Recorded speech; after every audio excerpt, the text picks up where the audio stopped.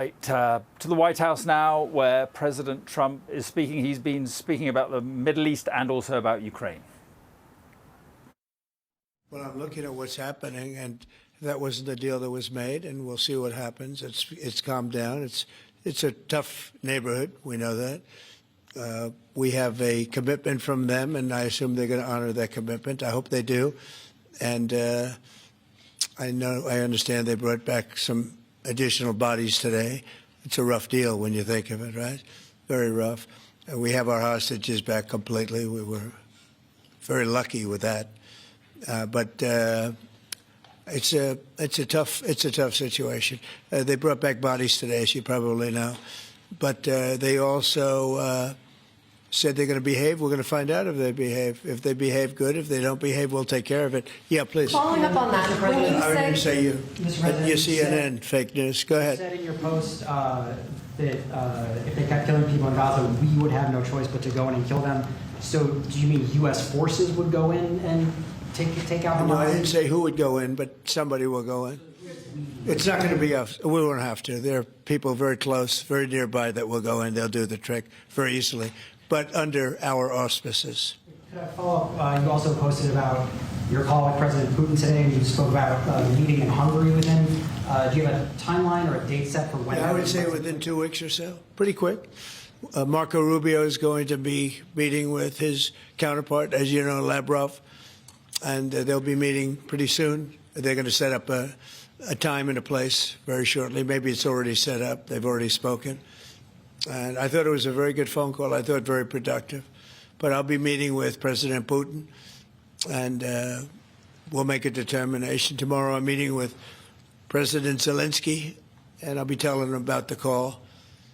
I mean, we have a problem. They don't get along too well, those two, and it's sometimes tough to have meetings, so we may do something where we're separate but equal. We'll meet and talk parties, but this is a terrible relationship the two of them have, and it's one of those things. I've seen things that nobody would believe, but this is one of them.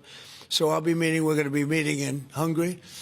Viktor Orban is going to be hosting, and it's really something that's time.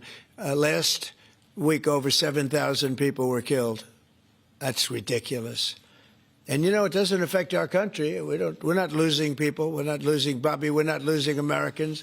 But they're losing Russians, Ukrainians, mostly soldiers, for the most part, soldiers. And we think we're going to get it. We hope we're going to get it stopped. I thought this would be, because of my relationship with President Putin, I thought this would be very quick. And it's turned out to be, who would think I did Middle East before I did this? We did a total of 8 now, 7 and now 8. And we're going to make this number 9.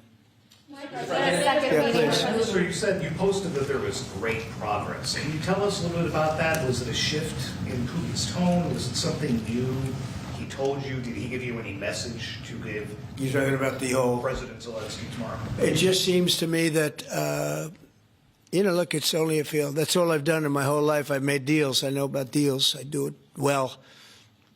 I don't think any president's ever ended a war, frankly. One war, I did 8 of them, Maria, right? And but I don't know, did Bush ever end? Do you think Biden ended a war? Biden started wars because he was stupid. But do you think Biden ended any wars? No, I don't think. I don't know of anybody that ended wars. I ended 8 of them, and it's going to be 9. I think we're going to have this one done, hopefully soon. But I'll be meeting him probably over the next 2 weeks. First, Marco is going to be meeting. And the vice president, as you know, is very much involved. The whole team is involved. Steve Witkoff will be involved. Yeah, please. What did you tell them about the Tomahawks? Did you discuss the Tomahawk missiles? Did you discuss? Well, we talked about it a little bit. Didn't say much, but I do say to you, you know, we need Tomahawks for the United States of America, too. We have a lot of them, but we need them. I mean, we can't deplete for our country. So, you know, they're very vital. They're very powerful. They're very accurate. They're very good, but we need them, too. So I don't know what we can do about that. Why do you think a second meeting with Putin? Why do you think a second meeting with Putin now will yield different results? Well, I think Alaska actually set a stage, and That wasn't very long ago, but it set a stage. You have to understand, I came into this situation. I didn't start this war. This is a Biden deal. And I came into it, and it was a mess. It could have led to World War III. In my opinion, this could have led to World War III. That won't happen, but it could have. So I came in, this war was raging. When I left, this wasn't even a thought.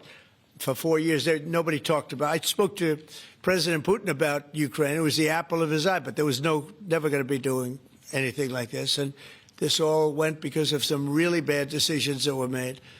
And look what you have. You have millions of people dead. You have just a horrible, horrible situation. I'm doing it to save souls. That's all I'm doing it for. I'm not doing it for us. We have an ocean between us. I'm doing it also to help Europe. They want to have it ended, but they're unable to do it. I'm able to do it. So I think we'll be successful. We'll save a lot of lives. It should have been done. Should have never started. This would have never happened if the election weren't rigged. This would have never happened. But it did happen, and I'll get it stopped. Okay?